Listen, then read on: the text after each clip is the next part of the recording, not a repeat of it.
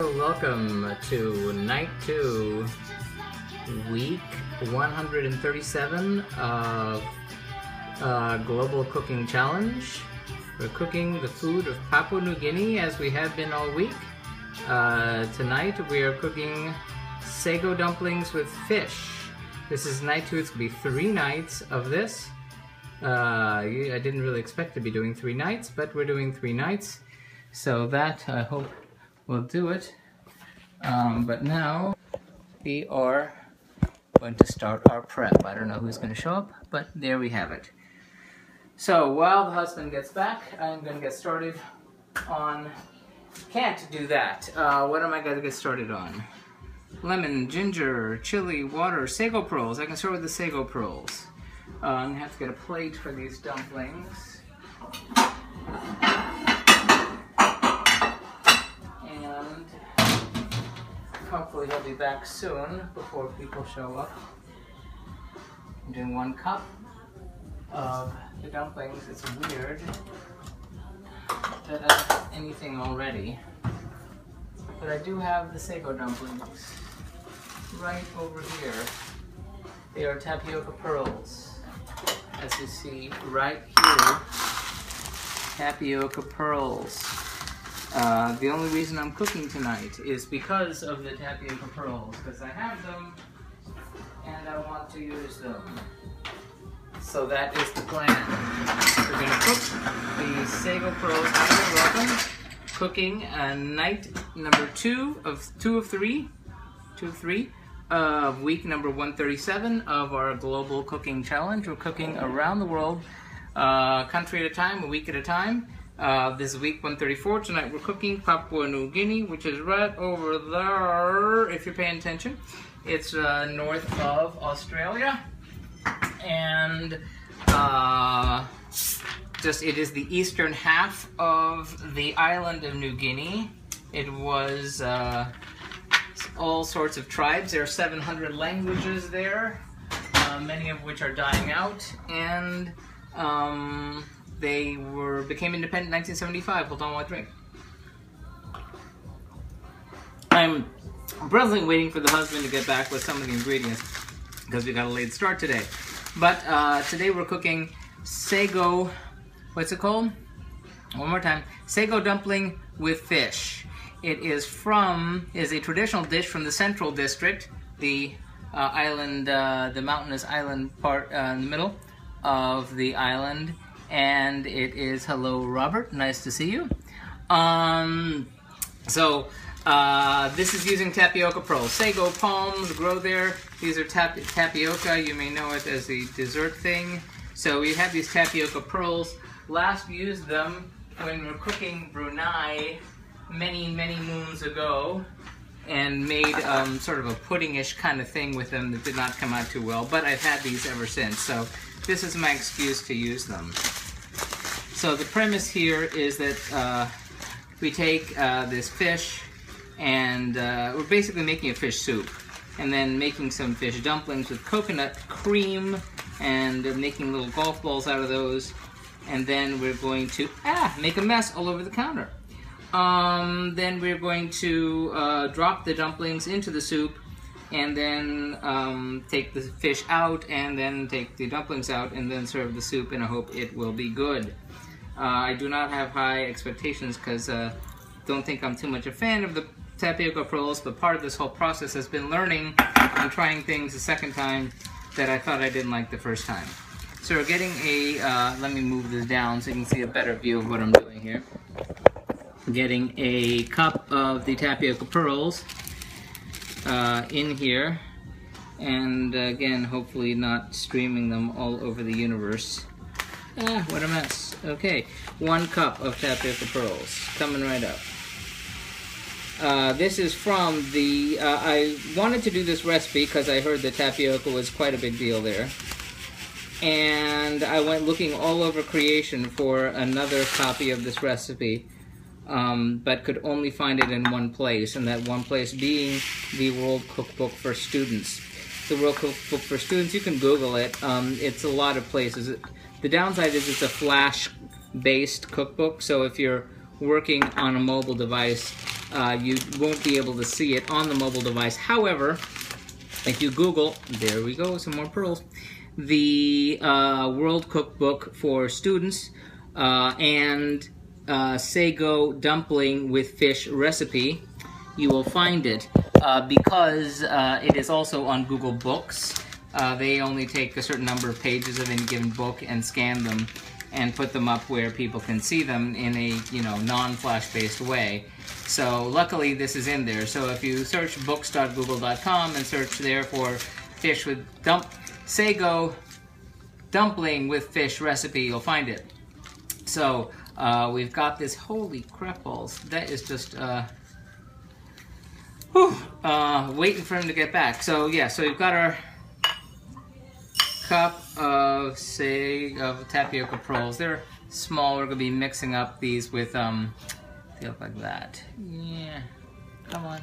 As he dumps them all over the counter.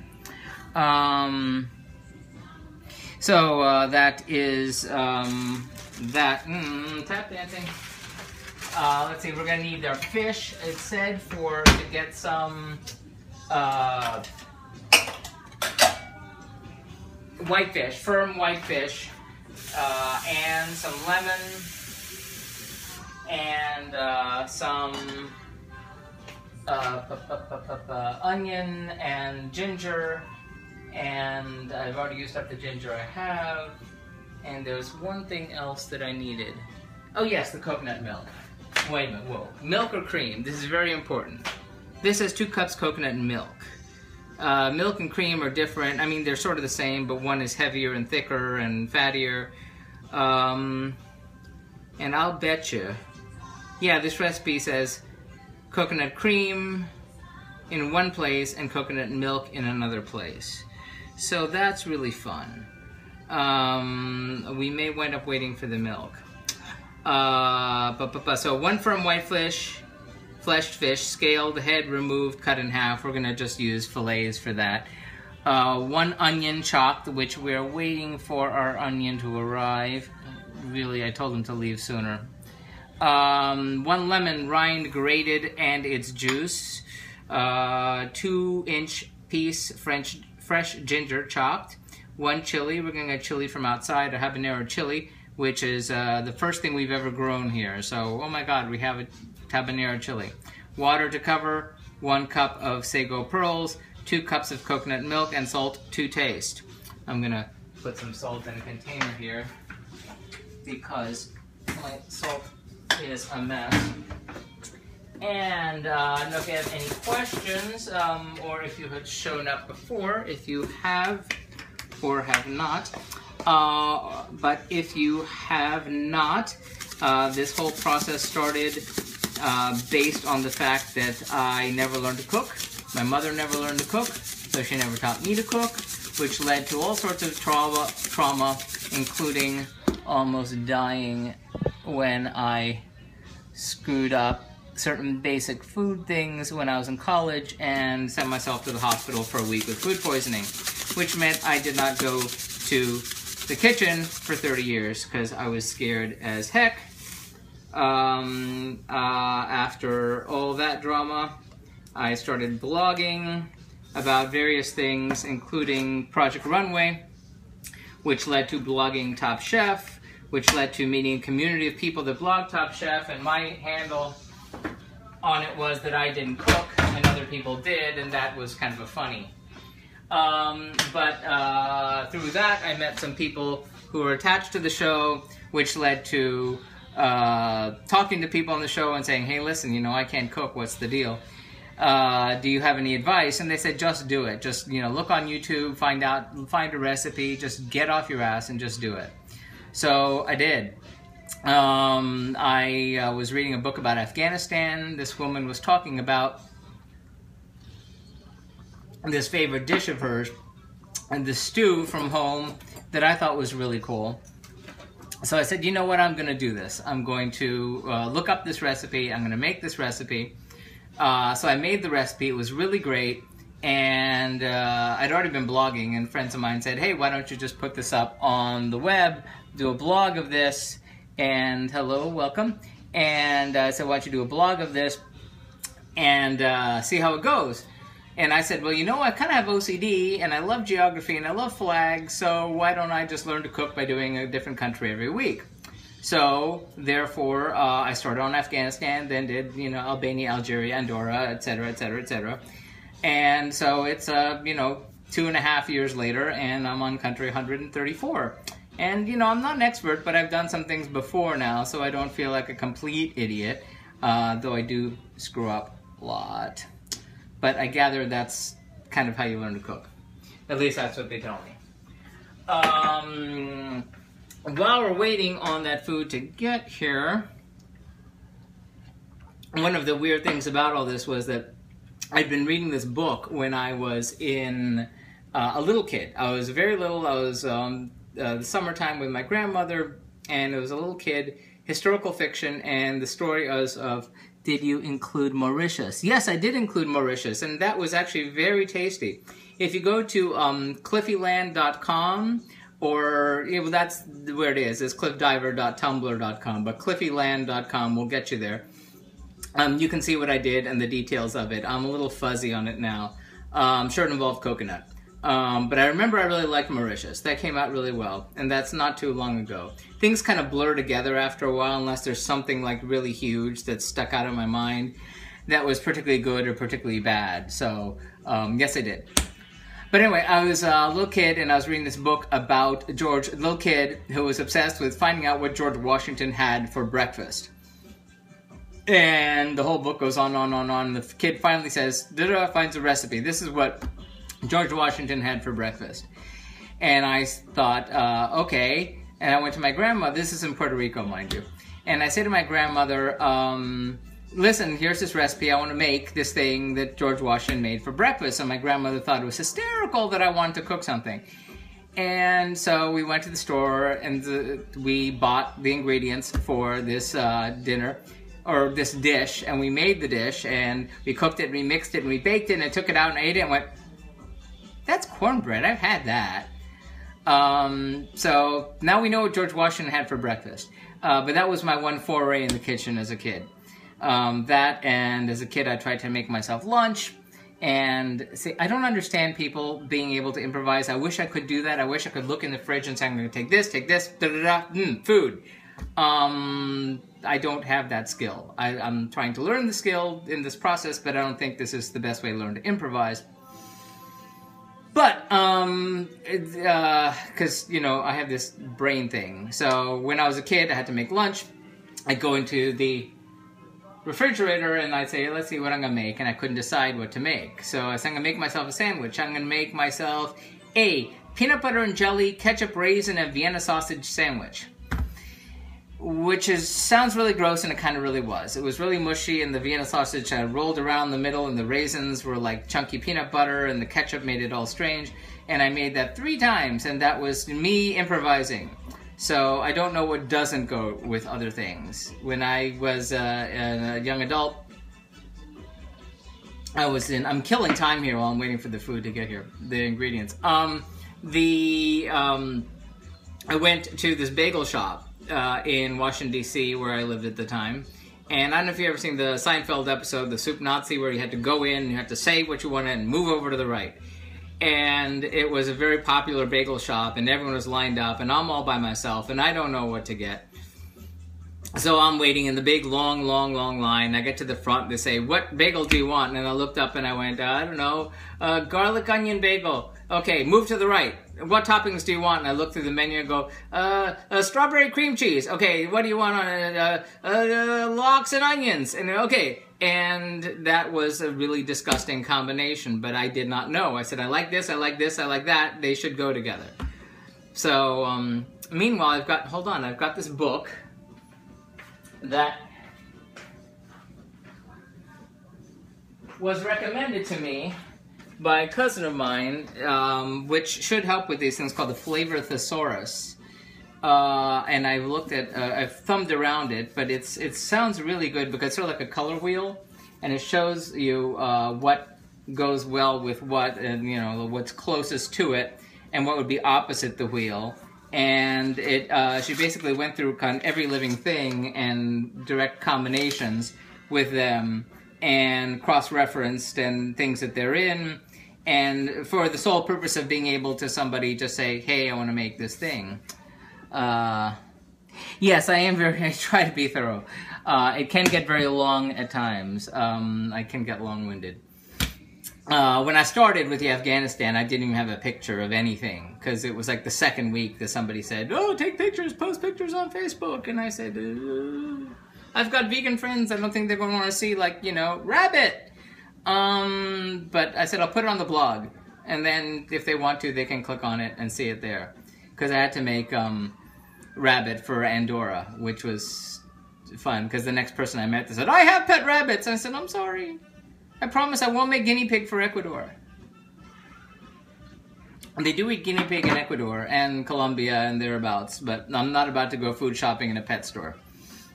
So I have my limits. I'll eat pretty much strange, you know, anything. When I was a kid, as a little kid, my dad said, boy, we're gonna wind up having dinner late. My dad said, you can eat whatever you want. You can not eat whatever you want, but you have to have it first. You can't say you don't want it if you've never tried it. And I said, okay, that's a deal. He's leaving the store now. Great. Well, at least the store's right there. In any case, he said, you can have whatever you want, you can, as long as you've tasted it. And I said, fine. So little did he know that he created a monster. Because here I'm like, you know, 10, 11 years old, and the waiter comes and puts in front of my dad, escargot. And he says, no, that's not for me, it's for the kid. And I was like, yay, escargot. So I always would order the strangest thing on the menu. Yeah, he created a monster. I did not make escargot when I was cooking France, even though I kind of wanted to. But France was a challenge. When I do these countries, they have a variety of different sizes. Their cuisines can be different sizes also. And I've discovered, even from the smallest country, when I cooked Andorra, you know, Andorra's like that big. It's like the recipes of North Andorra are blah, blah, blah, and in South Andorra, and I said, okay, I give up. If already I'm like, you know, within the first few letters, and I have to decide how am I going to get through China and India and France and stuff like that. So I try to, within a week, now cover different parts of cuisines if I can, but, you know, sometimes you just can't. So, like China, I said, I'm going to do this part, I'm going to do that part, I'm going to do one thing from there, and call it a day. You know, in France and Italy and whatever, that gave me service. So, last week we did Panama, which came out okay. Being Puerto Rican, I was really used to arroz con pollo and sancocho. I did the arroz con pollo, which is chicken and rice, Panamanian style, which is with olives and capers, and I did bacalao, which is cod with rice, and they came out okay. It wasn't really the greatest. And if it's a mistake, I usually figure it's my fault. Earlier this week, the Saturday night, we made a mumu in a drum for Papua New Guinea. In the countries of Oceania, a common thing is you'll have, yes, it was a huge challenge. That one was fun. Look up that one, because that involves smoke in the house, and my husband almost choking to death because of the smoke in the house, because you have to fry these peppers in really hot oil, and I don't have a wok. But that came out well, though. And I've learned to handle really spicy food, which is not in my DNA. So, being Puerto Rican, we like mild food. I now like spicy food, so go figure. But Papua New Guinea, in Oceania, they make a lot of food that will be cooked in a pit. In a fire pit, they'll line it with banana leaves and then put the food in different layers and on top of the hot coals and cover it with more leaves and then cook it like that. Or in the case of Papua New Guinea, in like a big drum or giant, you know, Dutch oven over an open flame. So I kind of avoided doing these kind of fake drum things before, but this time I found a really good recipe that seemed really authentic, just adapted for a stovetop, and that was the mumu in a drum that we did on Saturday, which came out really nicely. It was a whole lot of food. We still have leftovers. banana leaves and pork and chicken and pineapples and bananas and green beans and yuca and carrots and one other thing, sweet potatoes. And it was super delicious. And I think here come the food. So that came out really nicely. It took 6 hours of total cook time. So sometimes I have to be prepared for that kind of thing. But it came out really nicely. One thing I learned about Papua New Guinea is that the food, traditionally not seasoned, which is weird. But in the interior, you know, you hear the lost tribes of whatever, that's where there's still lost tribes. There's still people there that have not seen outside people for 60,000 years. And so salt, when they're up in the mountains, they don't know from salt. So the people that would have salt are the people along the coast that would, you know, make salt from the ocean. So the food from the interior typically, traditionally did not have salt. But we're putting salt in because, you know, we're not there. The guy who discovered the interior, his name is Lloyd. In 1930s, he decided to march into the central region of Papua New Guinea to find gold. They thought it was uninhabited. No one knew if anyone lived there. He marched up there looking for gold, and he found these tribesmen that came down. They had not seen human beings for 60,000 years, and here it's the 1930s, and they go, "Hi, welcome. We've got, you know, film cameras here." And the people came down, and they were amazed. And there's film of this. I'm going to post the links to the films that you can see online on the blog on Wednesday. It's called First Contact, not the Star Trek movie.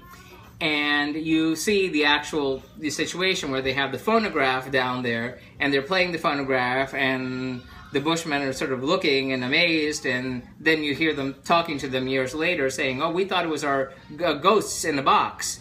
And they wound it up, and we thought our ancestors were singing to us, and we were dancing around."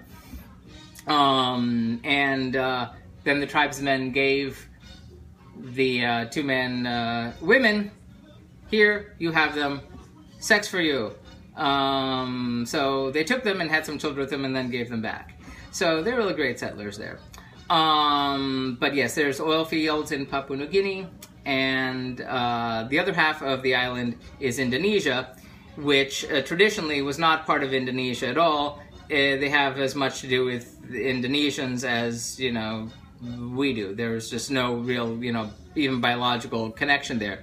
But when the process of Indonesia becoming independent from Portugal, Denmark, no, not Denmark, the Dutch. At the last minute they said, "Oh, oil fields, ours, we call dibs. So that part is Indonesia, and then this part is Papua New Guinea, which was administered by the Germans and the Australians, and now since 1975 they've been independent. And where is he? Help me! We live on an island here in Florida, and there are drawbridges. Which means that sometimes you can get stuck. But don't tell that to Indonesian. Well, you know, I don't know. I mean, I have a friend who's an Indonesian but you know, Indonesia is a huge place. Saying don't say something to an American, it's like, oh, well, you know, American in Texas versus American in, you know, Vermont, it's gonna be different. So, yeah, but it's all very political, but everything in the world is political. So, we've discovered that. Yeah, but I have a friend who's Indonesian, actually, who's helped me with some of these things. I made friends with her on Facebook many, many moons ago, and turns out she's Indonesian, was living in Saskatoon, which is a big leap from Indonesia to, you know, snowy Canada. But she's helped me with Canada and with Indonesia, and I think we're here, yay! What's this priority? Well, getting the fish and the onions and such, so get the onion out. Supplies! Okay. This is the husband, Doug, who was so nice to get me the stuff today, because we've had a rough day today. Or I've had a rough day today. He's been a dear. The chicken. That's the chicken. Chicken goes there. Fish we will put here. We've got our habanero pepper, our first growth from our plant You have a habanero pepper. Yay! But So we're gonna use it. I did spend 9 cents on serrano too, if you want that. Okay, well, we Here's have the onion. Onion. Okay, we're gonna start chopping on onion. Yippee yahoo cow patty. This goes here. I need my knife. Back here. Okay, we proceed with chopping our onion. Where is the onion? Right there. Huzzah, onion. Okay. Anyway, she helped me with Indonesia, which was really nice. Gave me some tips, gave me a real great dish to do, which I never would have found on my own. And when I cooked the Netherlands recently, I'm gonna move this down here. She was very helpful, and I went through this whole rigmarole to find candle nuts, which apparently are a popular thing. Maybe I'll move down this way so you can see. I am not particularly good at technique at all in any way, shape, or form. Again, learning. Every dish in the world starts with chopping an onion, as I've discovered. Holy crapples. There we go. And so yes, I used candle nuts, and I made this great peanut satay for the Netherlands, because in the Netherlands, because they were the colonizers of Indonesia, they kind of fell in love with Indonesian food and took it back with them, and now there's Indonesian restaurants that are, you know, sort of part of what is Dutch food these days. So, and they've twisted it a little bit, sort of like Americans and pizza. There's this thing called the rice table, which I forgot what the other name for it is, but it's the concept was that the Dutch would be in Indonesia, and they would have people come over to visit, and they would say, "Here, have a platter of every dish that the Indonesians have, all at once." You have an Indonesian girlfriend. You had an Indonesian girlfriend. Well, yay.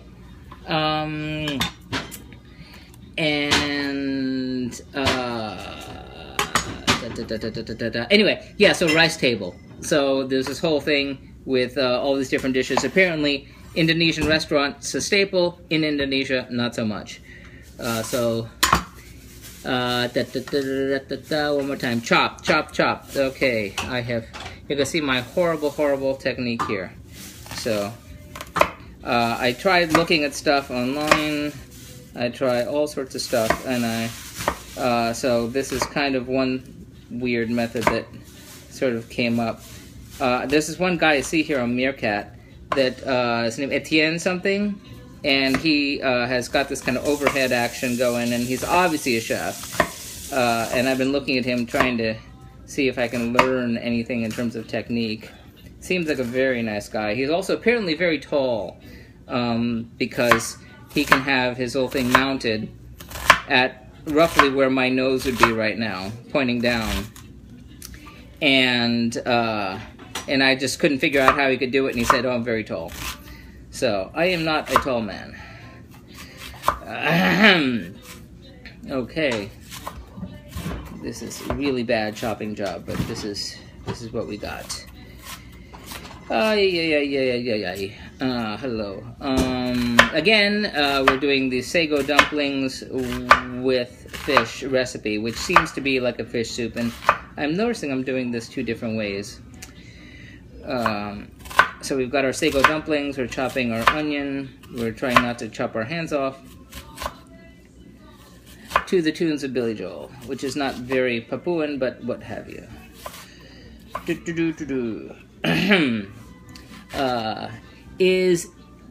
Is he French? Yes, this Etienne does appear. Well, no, I don't know if he's French. He could be French-Canadian. I was listening in on what he was saying, and I really couldn't tell from context, because I didn't ask. He could be either. I'm not that good in differentiating between French-Canadian and French accents. But he's really good. He's really good, and he makes some really good French food, and did a really great job of showing that off. So If I had a free hand, I would, you know, go up and tell you what his name is. But he's a meerkatter on here. He was meerkatting this weekend. And apparently also likes jazz, which is nice, because turned out we both knew a same sort of obscure French jazz guy, which I thought was cool. Okay, here's our poorly chopped onion. And I also realized from looking at him, I think I need a different cutting board. Yes, well, it is a French name. I think at the end I think that's Stephen in French, if I'm not mistaken, which I could be. It is, thank you. What do the judges say? But I found some other people are cooking on here too, though not quite, you know, as perfectly illustrated as his. Of course, the Swedish restaurant, the Swedish food TV thing is probably the most popular, obviously. There I'm seeing, you know, people working the line. Sometimes they stop, answer questions. I just pop in, see what they're doing, and pop out again. And then there's that Toronto pizza restaurant, which they seem very nice. But again, it's, you know, they just put the camera there and occasionally pop in and answer questions. It would be a good place to learn if, you know, someone felt like giving away education for free like that. Which is nice of people. We'll see how this gets monetized by the powers that be. Chopped onion. So I'm going to go wash my hands and be right back.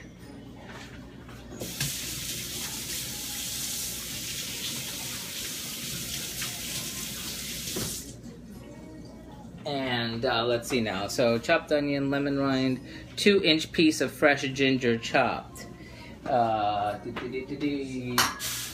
That's a bagel, that's not ginger. I'll put that. No, that's okay. Ginger's over here. Oh, thank you.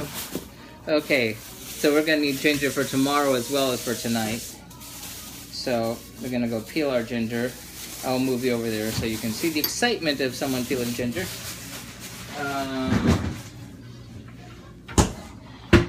So as I get my peeler, this is a decent potato peeler. I mean, I didn't think there was anything spectacular about it. I cooked for my mom, which is a riot, by the way, because she has never in a million years dreamed of seeing, you know, me cook. And she reminds me that she never learned to cook, too. So I've had her over. They live a few hours away. I had them over a couple times and cooked for them. Said, oh, this is so good, this is so delicious. So I made a Japanese stew for them, which was really nice. Did that a couple weeks ago, around Mother's Day. That's on the blog also. Really super delicious. Really basic, but it was rather quick for a stew. And it was the first time I'd made a stew where it was not over-reduced or under-reduced. It was reduced just right. And so I did that one twice. And I also made this cold cucumber salad, which doesn't sound terribly exciting, but my mother hates cucumbers. I did not know until I served it to her, but that she liked because they were peeled and the water was squeezed out of them, so she wound up liking it. Go figure. So that came out nicely. I've also made for them what wound up being my first oh wow dish, which came when I cooked Cyprus. A really basic dish, lamb shanks with roasted red potatoes in a red wine sauce. Red wine and olive oil, I don't know, sauce I guess you'd call it. And that was the first time I made something went, oh my god, this could be a restaurant. Oh my god, this is so good. How did I ever do this? So when people usually say, what's your favorite recipe? That was usually the first thing that I go to because it was the first one that I went, oh, that was really great. But I've had a lot of really great ones.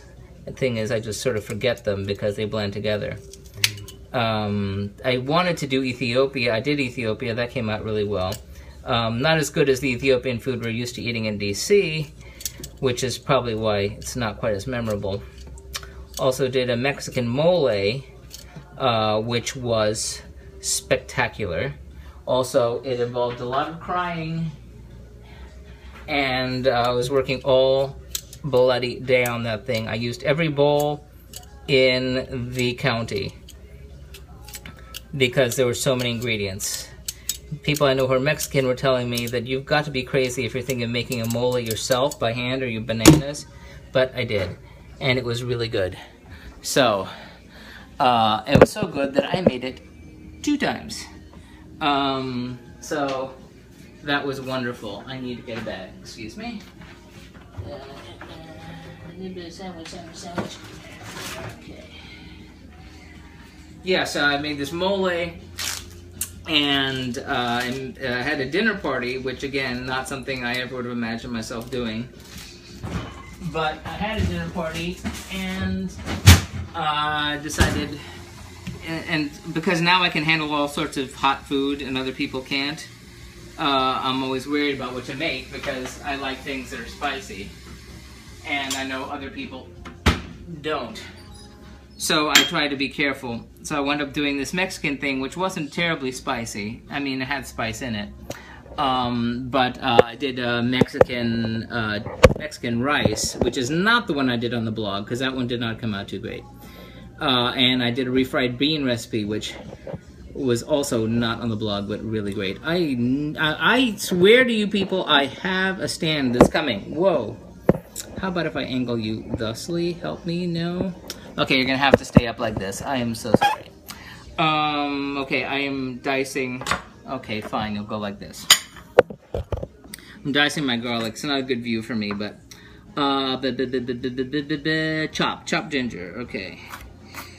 So chopping broccoli, chopping broccoli.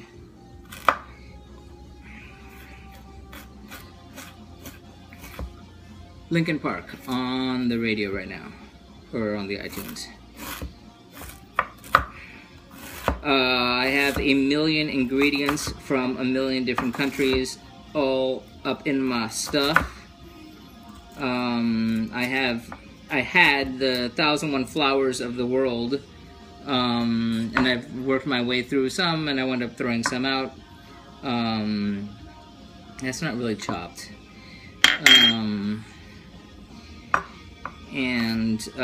So I have all sorts of weird ingredients where I live here in Palm Beach County, Florida. It is not as diverse a place as the southern Palm Beach County, or certainly Miami-Dade County, or even Broward County.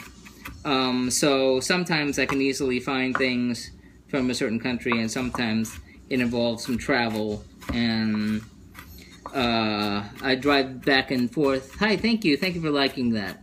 I drive back and forth to see the folks in Miami, and sometimes there I get lucky. Because, you know, obviously everything in Latin America, that one's a gimme. As, you know, and get pretty detailed when you're talking about Miami.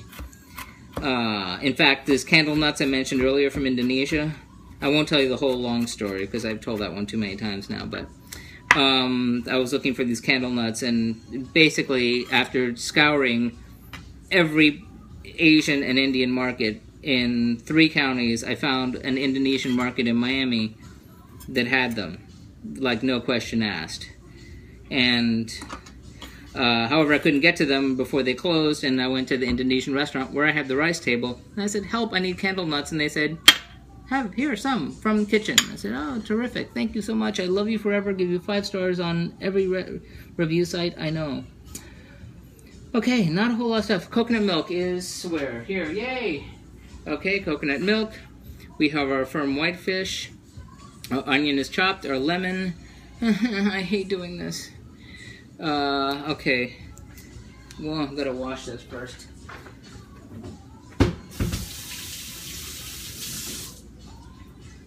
One of my most unliked things is... Well, wait a minute, it said rind, not zest. Which I know can be the same thing.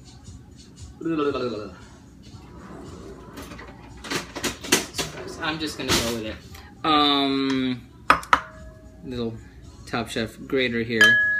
This is one thing I just cannot stand. Someone who's a chef, please instruct me on how you manage to, like, easily no muss, no fuss get the rind off a lemon or a lime or lemon, because I thought there was only one sticker, for Pete's sake.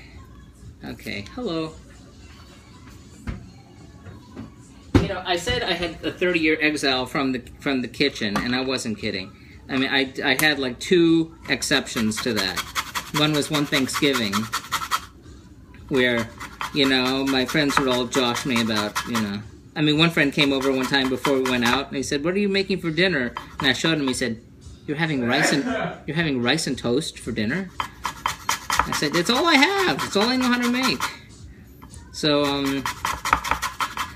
in any case, I said, you know what? I'm just going to go ahead and I'm going to make a Thanksgiving turkey. And I heard the stories of people cooking stuff with all the bags of stuff still inside. So I said, I'm going to make sure there's no bag in there. And I looked inside. I didn't find a bag. I put it in to roast. And yeah, you guessed it. When they got home, when they got to the house, they said, "I don't believe you." They reached inside and pulled out the bag of melted plastic innards. So I was not gonna set foot in the kitchen again. Well, this is what amounts to our lemon zest. The rest of the lemon is gonna go on top later, so we're not gonna mess too much with that now. So we've got our fish, we've got our onion, we've got our lemon, we've got our ginger, we've got our chili, we've got our water, we've got our sago pearls, we've got our 2 cans of coconut milk, and we've got our salt to taste. So I'm gonna wash my hands and we're gonna get the stove going.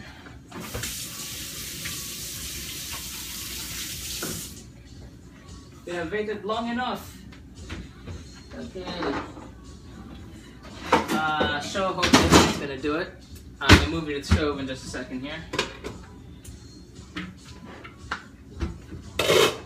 Okay, und troop movement. Beep, beep, beep, beep, beep, beep, beep. Okay, now last time I managed to set up a makeshift stand. So let's see if we can do that this time. Okay, a little better, sort of, kinda. We can live with this. Okay, I'm gonna go get my recipe.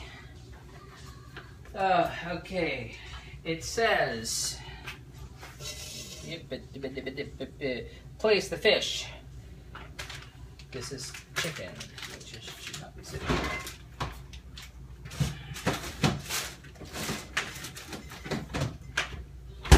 Place fish. Okay, we've got our fresh, what do we got here? Halibut portions.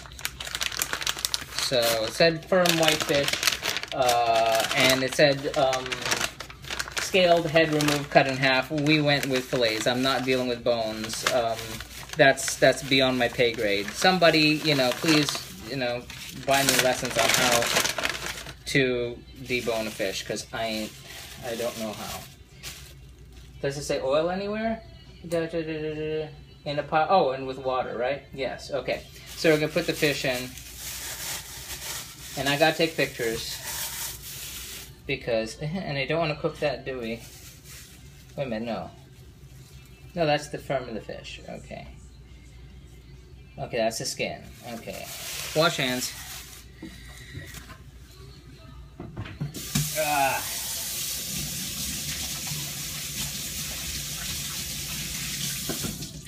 Okay, and so we've got fish, and I have to remember to take pictures before I forget, because otherwise this blog won't be very exciting. Okay, no, come back. What? No, stop that. Onion chopped, gonna stick that in. Spatula. Okay, onion and yonder and there. I'm not terribly excited about tapioca, but you know, hopefully tapioca will prove me wrong. So back to the camera. 2 and ginger. Ginger.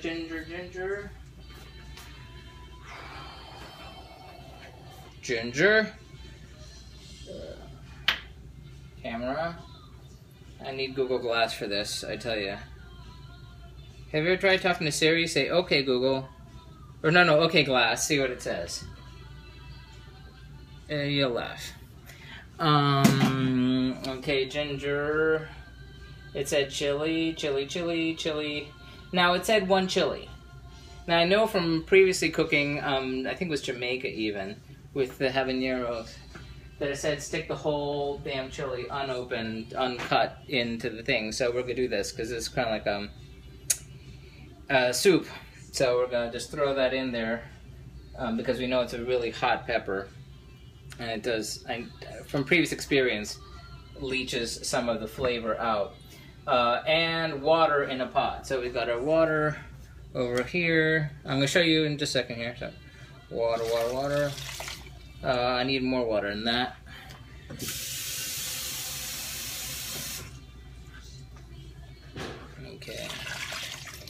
Okay, now we're gonna lift you up and turn you around. Yeah, so this is sort of where we're at right now. Okay? I think it still needs more water because it isn't completely covered, and it is going to be sort of like a soup, and it does need to hold the dumplings. So more water for you. If you see the blog in the beginning, I'm just completely insane about needing to know, like, to the ounce, you know, how exact something is, and if it didn't say it, I'd lose my mind. I still sort of lose my mind, but not quite as much. So, put in water, boil, bring to a boil. So we're heating this up, bring it to a boil. Then reduce the heat and continue simmering until the fish is cooked but still firm for about 10 to 15 minutes, depending on the size of the fish. Then it says remove the bones, cut up the fish into serving pieces, and set aside. Do not discard fish stock. Place sago into large mixing bowl, break up any lumps with your fingers, add 1 cup of coconut cream to the sago and mix until well blended. Form coconut mixture. And this recipe is, like many others, the ingredient list does not match the instructions, which is really fun because it says 2 cups of coconut milk, and here it says, later on it says add 1 cup coconut cream to the sago and mix until well blended. Form sago coconut mixture into walnut sized balls. Bring reserved fish stock to a boil, and then drop the sago coconut balls into the boiling stock. Reduce heat and simmer for 10 to 15 minutes. Sago becomes gluey if cooked for a long time. Many prefer this, so cook longer if desired. Remove cooked balls and keep warm. Add lemon juice, rind, and the remaining coconut milk. Oh, there it is, to the simmering stock. So this will be 1, this will be 2. Right? Am I right here? Oh, I'm almost right. 2 cups. 8 ounces a cup. Well, we're going to get a container for the leftover coconut milk to have that reserved.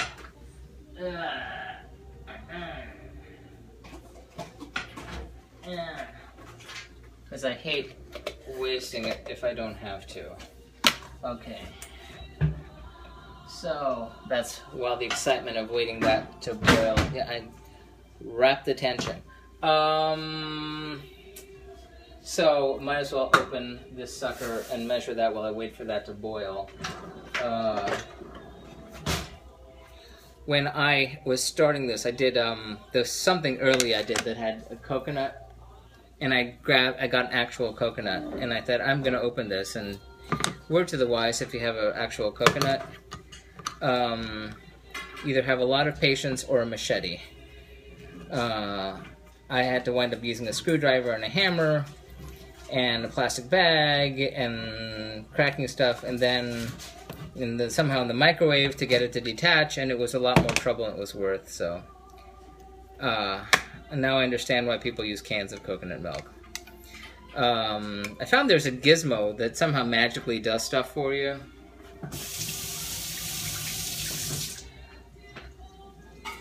But,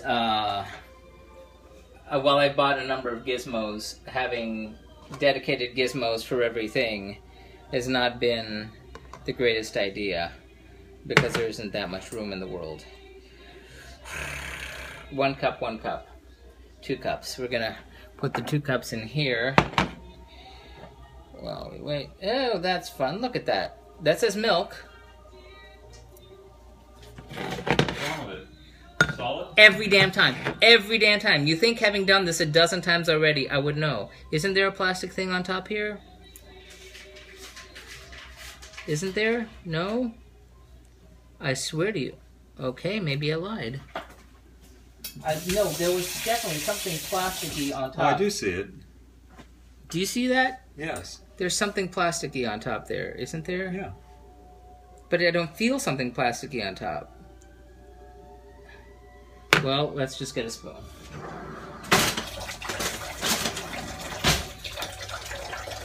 No, there's no plasticky on top. That's coconut milk? This is milk? Look at that. Does that look like milk to you? Dios mío, Santo Cristo bendito. I shook this up too. You saw me. Didn't you see me? Oh, this one sounds solid too. Yeah, well, maybe it's the whole organic classic. Who knows? Jeez Louise. Years before September 2016. No, well, so it's not 2016 yet, right? Am I right? Correct. Okay, okay. I had a dizzy day, but maybe not that dizzy. Okay, so it's starting to bubble a little bit over here. We're going to bring that down to simmer. And, okay, so here goes. Yeah! Chunk, chunk. Does anyone remember that old SNL sketch with Swill? So, Takeoff on Perrier and Heinz commercials? Thank you, CM Brown 77. Appreciate it very much. You're out there. Thank you for the retweet. Yes. Anticipation. Brought you from the finest of Lake Erie. Swill. That's what this feels like. Well, I tell you what, this looks like about 2 cups to me. Well, it's because it's 13.5 ounces. I'm not going to open another can just for that. So, you win. Ay, bendito.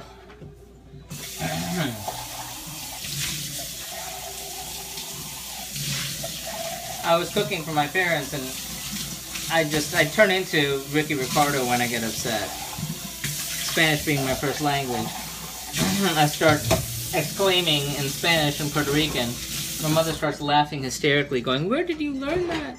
Where did you learn that? Oh my God," I'm thinking, from you. Who else would I have learned this from? So, garbage.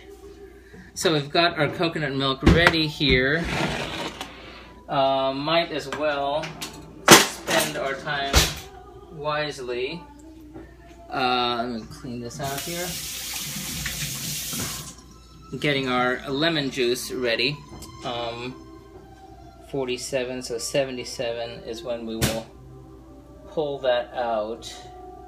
Reduce heat and continue simmering until fish is cooked but still firm for about 10 to 15 minutes depending on the size of the fish. Remove bones, well, it doesn't have bones. Cut up fish, we'll do that, into serving pieces and set aside. Do not discard fish stock. Place sago in large mixing bowl. Break up any large lumps with your fingers. Well, we're gonna get our large mixing bowl. That's gonna be tricky if I have to touch anything, so beware.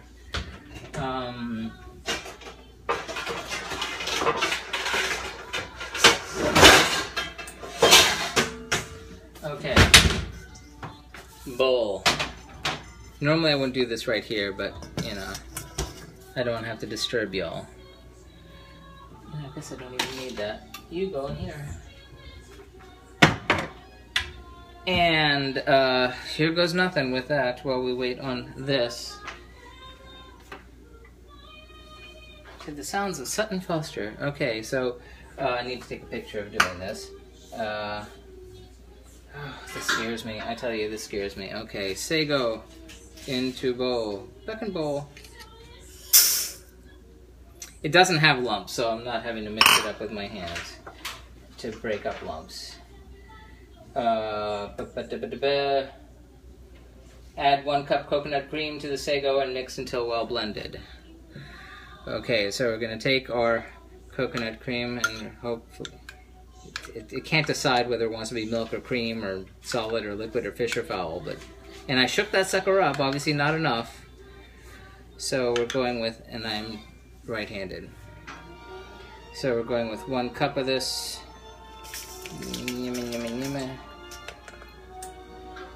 Okay, that's 1 cup of that. Need to take a picture. I will show you in a moment. Okay, into there you go. Oh boy, oh boy, oh boy, oh boy.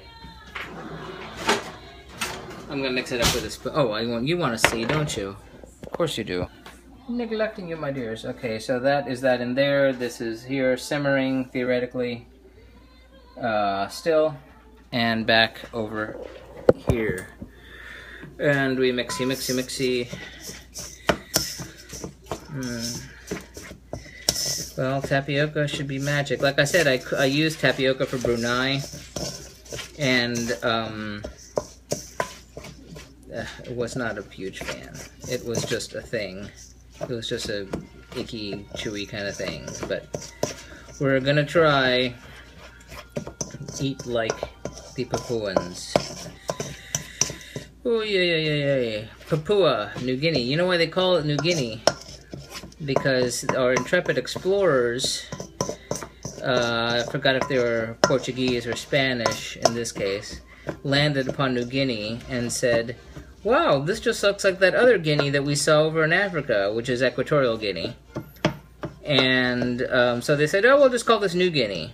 So that's why in Africa you have Guinea and Guinea-Bissau and Equatorial Guinea. And then because they were so inventive, also in South America you have French Guinea and Guyana. Well, it's sort of coming together, sort of, getting a little more pasty. So, that's a good sign. I do not see this becoming a lumpy ball, I'll tell you that much. And I used the amount that they said. So I guess it's just waiting till this sort of dissolves in the cream.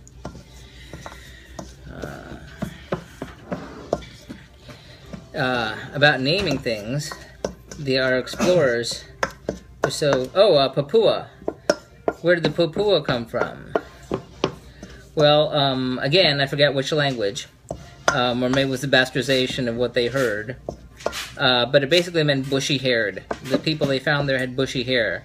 So, they call it Papua, much like when they landed in Barbados, they said, oh, these people have beards, Barbados. So they said, okay, the bearded people, Barbados, boom. You now have a name. Since we're on the issue of naming, where we happen to be right now is Jupiter, Florida. Home of, well, sort of home. Was once home. To Burt Reynolds. The great Burt Reynolds, and among other celebrities. But Burt Reynolds kind of grew up here, and a lot of things are named after him. But it's also, theoretically, one of 2 possible places, 2 or 3 possible places where the Spanish may have landed when they, first made contact with the native people who lived in Florida. And the story goes that you may have heard is that they said, oh, they saw the flowers there and they called it Florida. Not true. Apparently, because if you've ever been here, you know there aren't a whole lot of flowers on the beach. They did not see a lot of flowers on the beach.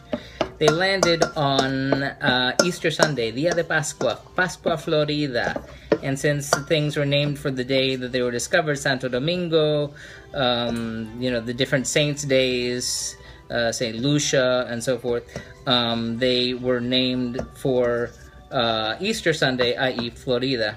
So that's how Florida got its name, the inlet just up the ways. They met these people, and these people, they said to the people, who are you? Somehow they got that across. And the people said, we are the Job. And it's the Hobe Indians. the now largely extinct, blended in with the Seminoles. But anyway, the Job Indians, and they said, Job, Job, like Jove, like the Roman god Jove. Oh, Jove, Jupiter, Jove. Okay, Jove, Jupiter, great. That's what you'll be, Jupiter. And so it was owing to a big misunderstanding. And that's why we're called Jupiter. And up the street is Hobe Sound, because they, you know, got the name right there. And we have a lot of things with names like Uranus and Celestial Way and things like that, because we're sticking with the theme. Well, this is getting a little thicker, if you can see. Here, I'll get you now.